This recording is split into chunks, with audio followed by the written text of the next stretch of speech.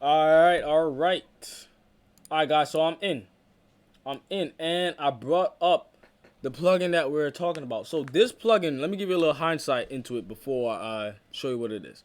This plugin is another EQ plugin that I like to use other than my parametric EQ and other than a freebie that I showed you guys last year, I believe, TDR Nova. It just gives me that little touch, that little hint of something subtly warm. It's not that it's the difference in it is not that great, but it's a difference that I can recognize. So hop right into it. All right. So this is the sample we're going to be working with, guys, and I have the BPM at 7, have the BPM at 75, and this is it. But let me hit the volume up because I cut the volume down. Let me hit it up. I don't know how to live without you, but I gotta do what I gotta do. Right?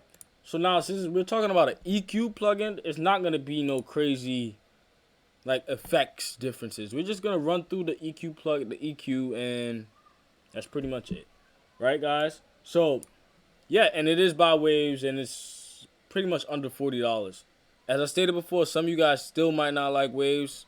That's on you, That's on you, because most of us, we already have the plugins, and if I already have something, that doesn't mean I'm gonna stop using it.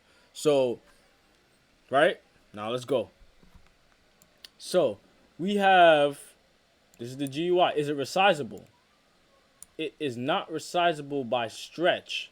Let's see if this button right here, but it is resizable by click. Meaning like you click over here, 125, right? I'm not going to go to 200. I mean, that's 150. This is 125, right? Pretty good. And you can save your preset, switch between setup A, switch between setup B. Most EQs have this. This is not new to this EQ. Now, A and B, as I stated before, this is the presets. Let me get it back to the full reset. There we go. Now, all the presets it has shows right here. You already know you can create your own user presets. This is the waves button. You know what that does. And this is your high band, right? This is your medium frequency. This is your low highs. This is your medium highs. This is your mids. This right here is you know the bands, guys. You know the bands. I don't gotta go through them like how I always do. But this is why I say I like it, because it's a little bit more in depth in this way, right? So say I want this frequency right here. Now I could dial the band up like this, right? Moving back and forth with that knob. Or I can go down here. Let me see. Well, that's the wrong one for that one, right? All right. So now you could basically bring up the level of the audio right here with the click of a button, which is, you see what I'm doing right there. The mix knob, the mix button is right here. And man, there's a lot in the plugin. There's a lot.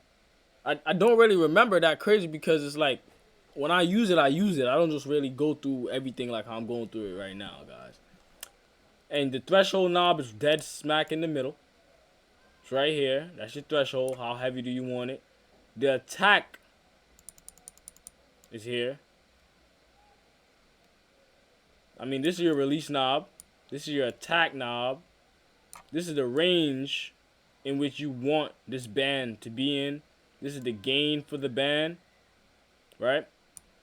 This is the frequency that you want to attack with said band. You also have your high shelf, your bell, and your low shelf. And you can change the EQ to a mid EQ or a side EQ, so you know what it's affecting. This is the power button to turn off everything down here. Turn it back on. Now, you might be wondering, like, so how do I curve it? Like, how do I curve it? How do I get a high pass shelf, and how do I get a low pass shelf? Well, for this EQ, it's pretty simple. You click high pass shelf and turn it on. It's as simple as that. You turn it on. It's as simple as that. Now for the steeps of it, the steeps start right here. This is the button for the steep. There we go. There we go. Now you see, as I'm clicking it, you see how open it gets and how closed it gets. Same thing with the low pass. That was low pass I just did. Now I'm doing high pass. Same thing with the high pass. You turn it on. Bring the range over. Now the ranges could connect. Steep. Keep it going. Now you come to 1. You do the same thing. And down here, what you have, and also if you can't use the knob, you can also use your mouse. You scroll. But most of them you can. You can go up. You can go down. Now, we're going to start. I'm going to play the beat, and you're just basically going to see how I mess around with the EQ.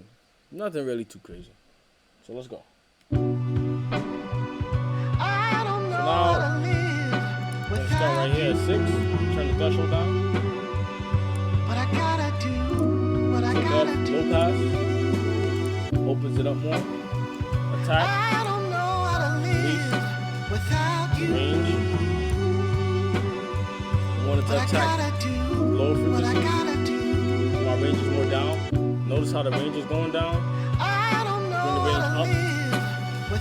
The range is going up. The gain. But I gotta do what I gotta do. Q. I don't know how to live without you. Changing the frequency. But I gotta bell. Do what I gotta do. High shelf.